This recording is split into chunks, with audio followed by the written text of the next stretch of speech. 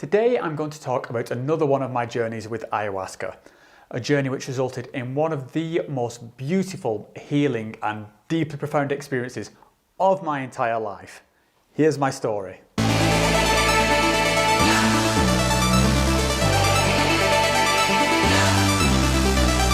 So here's a little bit of backstory just to set the scene. I was back in the jungle in Peru for the second year running, but this time I'd contracted flu the week prior. And so by the time I arrived in Iquitos, I was feeling like utter shit. I mean, this wasn't just any regular flu. This was apocalypse level, military grade, mutant super flu, and it sucked. I basically hadn't been out of bed or hardly eaten for the week leading into this trip. The travel to get to the jungle had been a nightmare, and combined with my illness, by the time I got to Iquitos, I was stressed, I was sick, I was tired, and I was starting to have panic attacks. Not the best start on the path to enlightenment, but still I decided to weather the storm and go through with the retreat. But after a few days, I was still feeling really crappy and having some major regrets about coming. So the first two ceremonies were really difficult, and that's a different and thoroughly unpleasant story. But what I'm going to talk about here is ceremony number 3, or what I've come to call my spiritual experience. Now, going into this ceremony, I felt like I was finally recovering from the flu, and mentally I was in a much more positive place. So I dug deep, found my courage, and when the shaman called my name, I walked over and drank a cup of ayahuasca. The first thing I noticed was the maloca beginning to sway underneath me, back and forth like a boat on gentle waves. And this didn't seem like some kind of internal dizziness inside my head. I could actually feel the inertia of movement on my body. Back and forth, back and forth, back and forth. The voice of paranoia began to whisper in my ear. "You've done it this time, you fucking idiot. You've drank too much of this shit and now you're going to suffer for it." But no, I thought. This is what I wanted. I chose this. And immediately, as if in answer, the swaying began to intensify. Now, this was no longer a drunken wobble. The whole place was swinging beneath me. My gentle waves had turned into choppy seas and a storm was on the horizon. It literally felt like the whole retreat centre was rising and falling as a psychedelic ocean churned around me. The whisper of paranoia became the voice of fear, and it was getting stronger. "I told you! Why did you do this to yourself? Who the fuck do you think you are? You did this to try and be cool and impress everyone back home with your hippie cliche bullshit, didn't you?" I took some deep breaths and tried to put a positive spin on what was happening. Just try and think about it like a hammock swaying in the breeze, I told myself. Or maybe a swing at the park. Just relax and enjoy the ride. Now, my attempts at putting a brave face on this were surprisingly effective, and it was stopping me from being pulled under by my own fear. But the lurching movement of the maloca, along with the building intensity of the shaman's ikros, was becoming overwhelming. The pressure was just building up inside me. It was like a steam valve reaching its maximum. It needed to blow. I needed to release. I grabbed my bucket and began to purge hard. My stomach and intestines coiled up like a snake inside of me before violently unwinding and ejecting their contents. Over and over, it kept coming. My insides began to hurt from the constant straining, and each new convulsion would make this horrific, throaty, gurgling sound from the deepest core of my being. The medicine spoke to me. "This is what you've been putting into yourself. Don't worry, I'll clean it out of you, but you cannot keep treating your mind like a toilet." And she was right. I've been filling myself with shit, psychological sewage that just appeals to this reptilian, mindless parts of myself, clogging up my passion for life with sensationalist bullshit on social media about politics and pointless addictions to TV shows and video games that I didn't even enjoy anymore. On the physical side, I'd just been gorging on junk, constantly snacking on chocolate and ice cream, stuffing myself with processed garbage until I felt sick to my core. This needs to stop. Your mind is the most precious thing you have. You must take better care of yourself. I found a temporary respite from the purging, so I rested my head upon the lip of my bucket and looked out into the maloca.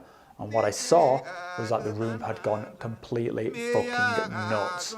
Bright multicolored shipibo vines were pouring down from the ceiling like psychedelic ectoplasm. The shaman was pacing around the center of the maloca like a maniac. It sounded as if he had 3 different voices coming out of him, all at the same time, all singing different songs, all at different octaves, but all coming from the same person. And the words he sent forth commanded the vines to do his bidding, and they began to reach out across the space and slowly creep over my face.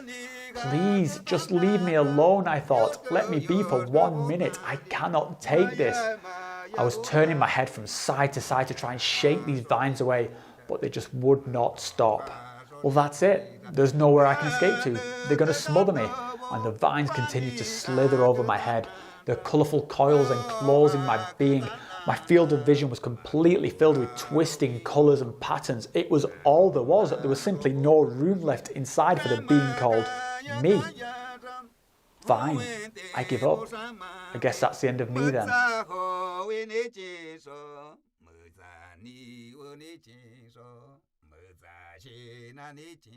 And suddenly, with that declaration of surrender, the storm of chaos ends, and there I was, on a calm sea of serenity. So I sat up. The room was bathed in bright light, and even though I knew it must be pitch black, I could clearly see the other participants on the opposite side of the Maloka. The vines began to dissipate, silently retreating into the upper ceiling of the Maloka, where they pulsed and squirmed like the ghostly Cecilia on the underside of a cosmic starfish. And I realised, in that moment, that I was completely at peace. The non-stop internal chatter of work, identity, ego, needs, everything, it just fell away, and there I was, me, the real me. Stress, fear, anxiety, none of it was here, only I remained, and a sense of being part of something bigger washed down over me. I was part of a story which had been told since the beginning of time, since the first human being raised its hand to the sky and had the first conscious thought, which signified the dawn of our species. I felt the hopes and the dreams of my ancestors filter down through the ages, each link in the chain facing their own struggles and triumphs, with the song of humanity continuing to weave and branch through time, creating new stories and infinite possibilities. And here I am. I am a human being. I am part of this story. This is sacred. It means something. Something which cannot be expressed in simple words, but I could feel it. It's about healing. This is why you came. This medicine, it will heal you.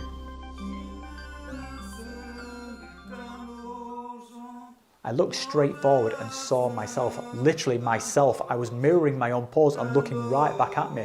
Hey, I have something I want to say to you. Don't be so tough on yourself. You've done an amazing job to get us here. Every decision that you have made has brought us here, to this point right now. And just look at where you are, look at what you've achieved. You have a loving family, you've built a great life. I'm proud of you, man. I love you. Thanks, man. I love you too. So I looked at him. I'm choking back tears through smiles of joy. I wasn't even sure which one was me anymore. Am I the one looking in or the one looking out? No, you're both of us, he replied. But listen, you need to take care of yourself. Slow things down a bit. Don't let yourself get so stressed out. Pay attention to what your body's telling you and stop putting all this shit into your mind. This is your most valuable possession. Don't fill it with internet scandals and mindless outrage. That stuff is poison. Yeah, that makes perfect sense, I thought. So my doppelganger began to fade, and I sat upon the edge of my mat and lit him a patcho to try and ground myself. And as I looked out around the room, I caught the eye of one of my fellow travellers, and we smile as the acknowledgement wordlessly passes between us. This thing is fucking amazing. Are you seeing this? All this wondrous imagery pouring across the walls and this simple truth suspended in the very air around us. Do you feel it? How transcendent and timeless this moment is. Can you believe that this is happening? Yes, just yes, it's incredible. What a privilege to be able to witness this, to be able to fly thousands of miles around the planet and partake in something so sacred. What a gift that I've been able to experience this in my lifetime. What a time to be alive in this age of wonder. I felt pure gratitude just radiate through my entire being. The Icaros began to fade and the night was coming to a close. But that feeling of communion with something greater than me, yeah, that will stay with me forever. And that's the end of my story. thank you all for listening and for being part of this amazing journey that we are all on. 2 things before I sign off. If you enjoyed this story and would like to see some more from me jabbering on about my bonkers experiences in the psychedelic realm, then please like this video and subscribe to my channel. If anyone has any comments or questions about this experience I described, or maybe you just want to share some of your own experiences, then put them in the comments below and I would love to read them. So that's it from me. Thanks again for watching, and I'll see you next time.